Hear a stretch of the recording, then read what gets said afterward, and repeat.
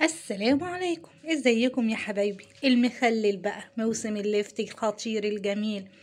المخلل ده ما نقدرش نستغنى عنه على سفرتنا يا جماعة. في اي اكلة، سواء كانت فطار غدا عشاء، محدش يقدر يستغنى عن الطبق الخطير ده. تعالوا بينا كده نسمي الله ونصلي على الرسول ونشوف عملنا المخلل الخطير ده ازاي. يلا بينا. السلام عليكم، ازيكم يا حبايبي؟ عاملين يا رب تكونوا بألف خير وسعادة وراحة بال. اللهم امين يا رب العالمين. اللهم صل وسلم وبارك على سيدنا محمد وعلى آله عدد كمال الله وكما يليق بكماله كما وكيف. اهلا بكم حبايبي في قناة الاكل احلى مع ولاء. زي ما حضراتكم شايفين النهارده هنخلل اللفت، هنخلله بطريقه حلوه قوي قوي قوي، من اول قطعه لاخر قطعه مقرمش معانا وزي العسل. شايفين؟ ادي اللفت بتاعنا لسه جاي اهوت حالا، حتى بالطين بتاعه اهوت. شايفين؟ اول حاجه هنسمي الله بسم الله. هعمل ايه؟ انا يا جماعه ما بغسلش اللفت دلوقتي خالص، انا بنضفه كويس قوي، وبعد ما بنضفه واخرطه التخريطه الحلوه بتاعته دي بروح حاطاه تحت الحنفيه، اشطفه شطفتين حلوين كده واسيبه بقى منقوع في الميه كده قد ساعه كده، ينزل بقى اي طينه اي تراب في قلبه كده، ويبقى كويس كده وزي الفل كده ابيض كده بيزيق كده من النظافه. تمام. هنشوف دلوقتي هنعمل ايه مع بعض. بسم الله. هركن بقى اللفت ده على جنب كده، ومعايا بقى معداتي اللي هنعمل بيها. معايا بقى الحاجات دي اللي هنشكل بيها اللفت بتاعنا. اول حاجه بعملها انا بقطع القطع دي اللي فيها الطينه دي يا جماعه، زي ما انتم شايفين بالشكل ده. تمام. لو في عروق ممكن احط عروق، ما فيهاش عروق زي كده خلاص ما فيش مشكله. تمام.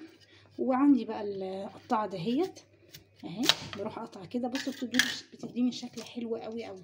في البدايه عايزه اقول لك لما تيجي تجيبي اللفت يا جماعه ما تجيبوش الكبير قوي. الكبير قوي دوت بيبقى عامل زي الفل كده، ما بيبقاش حلو كده ومليان. شايفين؟ بصوا حجم البتاع عامله ازاي، بسم الله ما شاء الله عليها. اهم حاجه تجيبوه وسط وسط كده، مفيش احسن منه، ما يبقاش صغير. لا انا هجيب البلانشه بتاعتنا عشان نعرف نخرط عليها. بسم الله. تمام كده.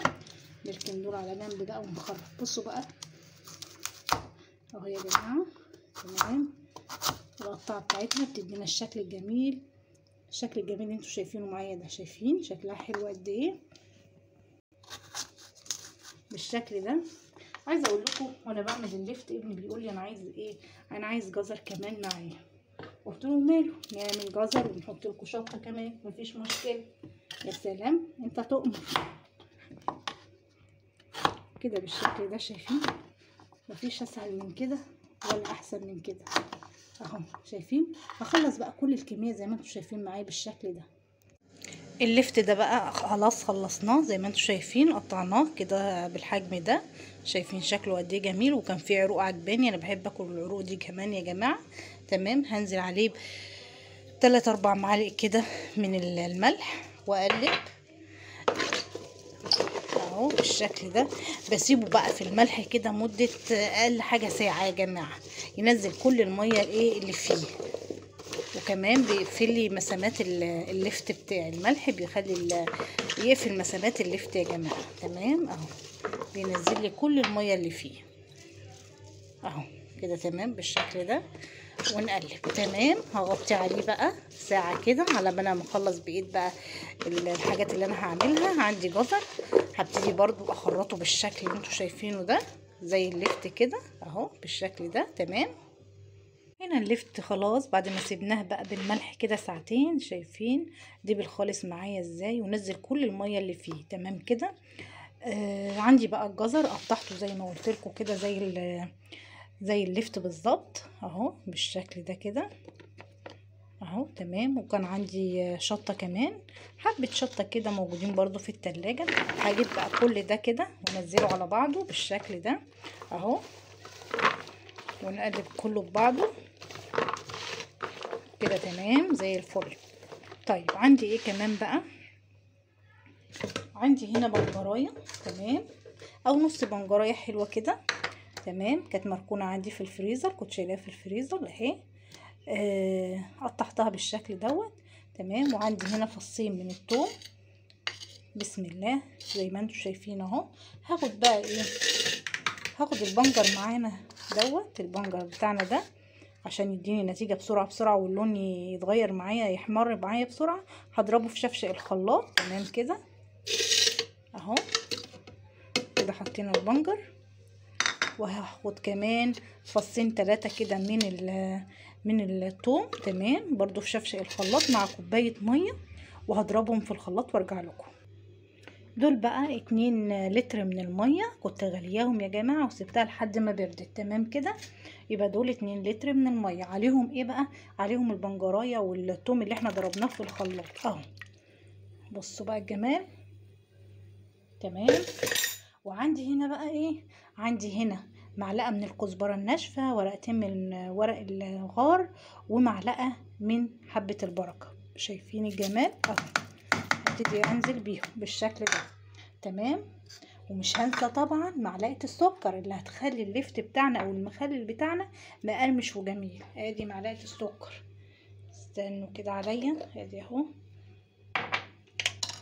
نجيب المعلقة. ادي المعلقة.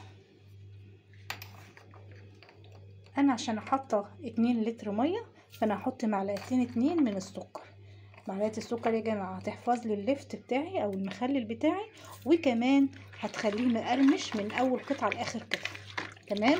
عندي بقى الملح بقى هنحطه عباره عن ايه؟ قصدي هنحط كام معلقه؟ اللتر من الميه هو عباره عن 4 كوبايات ميه طبعا. هياخد كل كوبايه من المج يا جماعه، كل كوبايه هتاخد معلقه من السكر، معلقه من الملح. ماشي؟ يعني انا حاطه دلوقتي 2 لتر، يبقى احط 8 معالق من الايه؟ من الملح. 8 معالق هرميين من الملح. بسم الله.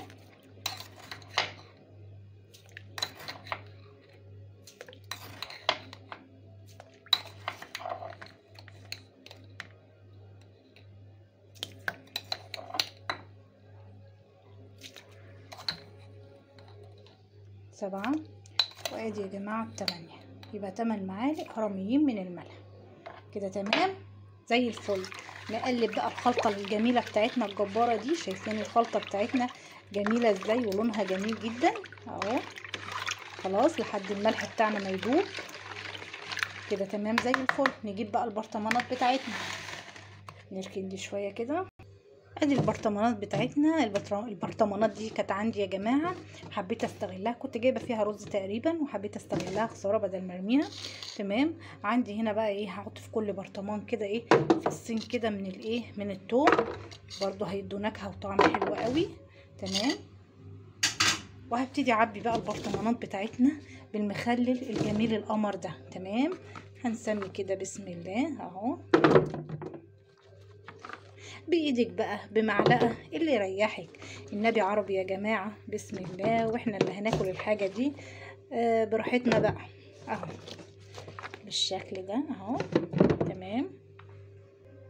هنا بقى البرطمان لوحده ما كانش هيقضي. تمام. قسمتهم على البرطمانين الاتنين زي ما انتم شايفين معايا كده. تمام. وهبتدي ان انا انزل بقى بالخلطه اللي احنا عملناها بتاعت بسم الله بتاعت المخلل دي. شايفين الجمال يا جماعه؟ بسم الله. واحده واحده كده اهو.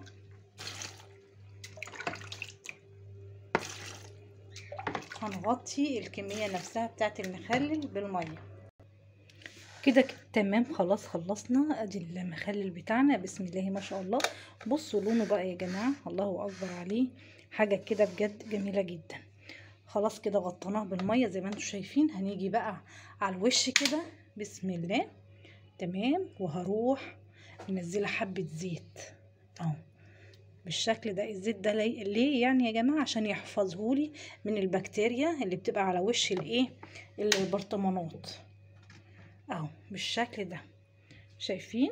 على فكره انا ما حطيتش خل يا جماعه، انا حابه ان هو يستوي كده على مهله. تمام. ما حطيتش خل خالص بالشكل ده. كده تمام. هنقفل بقى البرطمانات. طيب هاجي اقفل البرطمانات ازاي؟ مش هحط الغطا على طول، لا. هعمل ايه؟ عندي بقى ايه؟ عندي كيس التلاجة فتحته كده، جبت كيس وفتحته نصين. تمام. وابتديت احطه كده، وهجيب الغطا بقى بتاعه اهو، واروح مقفله كويس جدا اهو بالشكل ده. شايفين؟ كده البرطمان عندي بقى محكم يا جماعة اهو بالشكل ده. تمام. ادي التاني راخر. بسم الله. وهحطه بقى في مكان كده، هنساه بقى ب3 4 ايام كده لحد ما يتخلل عندي، وبعدين نشوف الجمال ده بعد ما يتخلل. المخلل بتاعنا ده شكله عامل ازاي وطعمه هقول لكم رهيب صراحة. تمام. وده كده بعد اللفت بتاعنا ما تخلل. بسم الله ما شاء الله. شايفين الجمال؟ حاجة كده خطيرة خطيرة بجد. شايفين حاجة كده في منتهى الجمال. شايفين الفلفل كمان مع الجزر بصراحة بسم الله ما شاء الله روعة. شايفين المية عاملة ازاي؟ عايزة اوريكم كمان البرطمان. شايفين البرطمان ما فيهوش ريم ولا اي حاجة خالص، والمية جت تحته جميلة قد ايه. عايزه اقول لك كمان حاجه عشان ما تبوظيش المخلل بتاعك. لو جبتي مخلل وتفضل في الطبق ما تحطوش تاني، ما ترجعوش تاني البرطمان، خليه في برطمان صغير كده وارجعي بهتيه تاني مع الاكل ولا حاجه، انما ما ترجعهوش تاني البرطمان بتاع المخلل عشان ما يبوظلكيش المخلل نفسه. تمام. شايفين بقى؟ شايفين الجمال؟ حاجه كده في منتهى الجمال يا جماعه، حاجه بجد خطيره خطيره بجد. لو عجبك الفيديو ما تنسيش طبعا اللايك والشير وسبسكرايب للقناة، والسلام عليكم ورحمة الله وبركاته.